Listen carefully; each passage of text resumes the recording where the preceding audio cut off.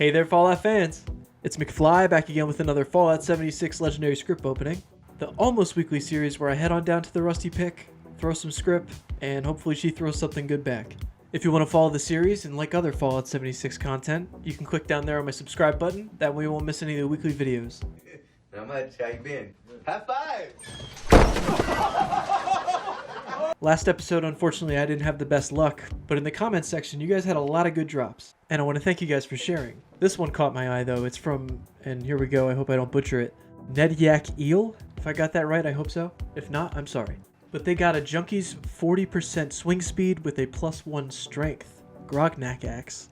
I think that's a fantastic roll, and it really stuck out to me because very rarely do I see somebody comment with a nice 3-star melee weapon. So Nedyak, I'm naming you Honorary Grognak of the series. Don't wreck up the joint. As for me, I'm still on my crusade for the Crusader pistol. I still have yet to have one drop for me at all, even throughout just playing the game throughout the week. Then again, maybe I haven't been playing as much as I thought I have. Bethesda released the roadmap last week, and I've just been scrambling to try and get some extra videos out in between script openings and stuff like that. It's beautiful. I've looked at this for 5 hours now. I think it looks pretty neat. I'm just most excited to find out more information about each quarter, if that makes sense. Especially the alien part at the end. I really want to find out more about that. That could be really interesting. But we're going to stop there and leave that for another video. Let's get down to the brass tacks and spend some Scrip. Alright, as always, I got my 1000 Scrip. And to find a 3-star Crusader pistol, we gotta buy a 3-star legendary ranged weapon. No whammies, number 1. Oh, okay, it's close though, it's a pistol. I'll give it that. It is a Hunter's Short Plasma Pistol. Plus 30% damage to animals, bashing damage increased by 40%, and a +1 perception. This one's pretty plain and simple. It's a no. I feel like we've been doing this long enough to just be like, nah, this is no. No. I'm even trying to think of a way how plus 33% damage to animals could like be completely beneficial. It is such a niche legendary effect. The only thing that's coming to my mind is maybe for the event Project Paradise. But even then, you're probably still going to want like a bloodied weapon or a furious or something. I don't know. What I should be asking here is, how much do you think that damage increase has to be for that legendary effect to be worth it? Do you think we should bump it up to like 50%? 60%? What do you think? Dose. That's not a pistol. Alright, we got a Berserker's Gatling Laser. Along with the Berserker's effect, you have a plus 50% limb damage, and then plus 50 damage resistance while aiming. Here again, I'm probably going to have to say no. I don't really know how much damage you can do with a Berserker's build. I'm hoping with the new perk card loadout system coming in the next update, that like Berserkers and Nocturnal will be easier to use, or they'll be more accessible. That's what I should say. But even then, I think I want a better Berserker's heavy weapon than this. This is kind of dry. I don't like that. I'm just not a fan of those bottom 2 perks. Number 3, come on pistol. Oh, I will take a bow though. I do like to see a compound bow drop. Right here we have an Executioner's compound bow. Plus 50% more damage when your target is below 40% health. Plus 33% VATS hit chance. And a 250 damage resistance while reloading. Which, to be honest, I don't know how much that helps you on a bow. Draw time really isn't that bad. I do love the top 2 perks though. I'd say this is a pretty solid drop. Before the Great Weapon nerf of 2020, the Executioner's perk actually used to be really nice. It still is pretty nice, but it used to be like really nice.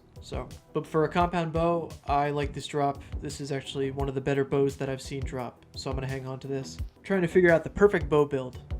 Alright, number 4 I think. Please let it be a pistol. And it's not a pistol. We got an Instigating Short Hunting Rifle. Double damage if the target is at full health, plus 33% VATS hit chance, and a +1 perception. Alright, hear me out. It is a hunting rifle, I know, but that's not a bad hunting rifle. At least in my opinion, you could probably lay down some nice starting damage with that. I would actually be curious to try this one out. Having that +1 perception with a plus 33% VATS hit chance, that says it's got great accuracy to me, especially in VATS. And then if the enemy has full health, and then this is modded out pretty well, you could actually do some serious damage, at least for the first hit. Maybe 1 hit. Definitely gonna try this out real quick, hold on. Yeah, I'm gonna have to change my mind on this. Eventually I souped it up to be able to shoot a 50 cal round, which gave it some pretty nice damage. And the effect really does help out a lot. But I was looking for more of an all-around kind of damage. And for me personally, the test is always if I can like one-shot a super mutant. Because I do a lot of my farming at West Tech when it comes to like XP or even just like some steel. That first initial shot was really nice, of course, but then it just drops off from there. I wasn't completely done with it though. I did have a lot of fun like playing the rifleman aspect of this game. I don't really do that much. And I definitely found a new love for the recon scope. It definitely like immerses you in a different way. It's really cool. But I didn't want this to go to waste, so I tried to soup up this as much as I could. Just so I can put it to bed, I'm going to put on a bunch of sneak perk cards just to bump up that damage. I'm going to go sit up on a ledge, wait for nightfall so I can get a little bit more of a bump. And then also I'm running adrenal reaction, so I'm just going to have to fill myself with rads and do as much damage as I can. And the verdict is... Alright, that was definitely because of the silencer and the damage drop off. Because after that shot, I went down on their level. And after using the sneak at night, it was one-shotting them in the head until they discovered me. So, unfortunately, it's at its best at night when you're sneaking, which is not a lot of the time. Sorry, little hunting rifle, you didn't pass. We're gonna have to move on. Number 5. Alright, well, it's a pistol, so I can't be that agitated, but a weird one nonetheless. Here we have a nocturnal pipe revolver. Everybody knows what a nocturnal weapon does, I'm sure. With a plus 50% limb damage, which seems to be the winner for the day so far. And then rounding it out with a VATS critical meter feels 15% faster. Yeah, it's gonna be a no. I'm thankful it's a pistol, but no. Take it back. Where's Todd? Todd, get in here! Alright, I think this is number 6. I keep losing track. I keep rambling, that's my problem. Number 6. Another bow, though. Here we have a Berserker's bow. Along with the Berserker's effect, you have VATS crit shots do plus 50% more damage, and a plus 1 agility. Like I said earlier in the video, I kinda can't wait to try Berserkers with the new perk card loadouts, and fortunately, I'm probably gonna hang on to this for when I do that. I'm a fan of this roll, especially on a bow. I can't wait to try that out. See, if she can't drop me the right pistol, at least she's dropping me some bow and arrow. I like that. Does anyone out there actually have a bow build? I can't get enough of it. I think it's a really fun playstyle, and it really takes me back to my Skyrim days. I do like all these bows that she's dropping, but I would like to see at least one Crusader pistol, even if it has the worst perks in the world. I want to see it. Number 7, maybe. Hopefully. Okay, well, I mean, I'll take it. It's a Hellfire missile launcher. One of the first ones I think I've gotten from the Purveyor. That's really cool. This is a Junkie's Hellstorm missile launcher. Damage increased when you're suffering from addictions with a plus 10% damage while aiming and a plus 250 damage resistance while reloading. Now, I honestly don't know what to say about this weapon because I have not tried out a Hellstorm missile launcher for myself, especially a 3-star, so this is a first. I'm gonna have to try this one out real quick. And I'm not a Junkies build, so this will probably be without any kind of addictions. And I'm kind of curious how the 10% damage while aiming works. Do I have to stay aim down sights to actually reap that benefit? Because that could be kind of annoying for a missile launcher. But here we go. Well, first off, I gotta say this weapon is a breath of fresh air. It was so much fun using this. This weapon plus VATS basically adds like a tracking effect onto it. Even if it goes past the enemy, it wraps back around and does the damage sometimes. It's ridiculous. Sometimes you'll be able to catch that in the video.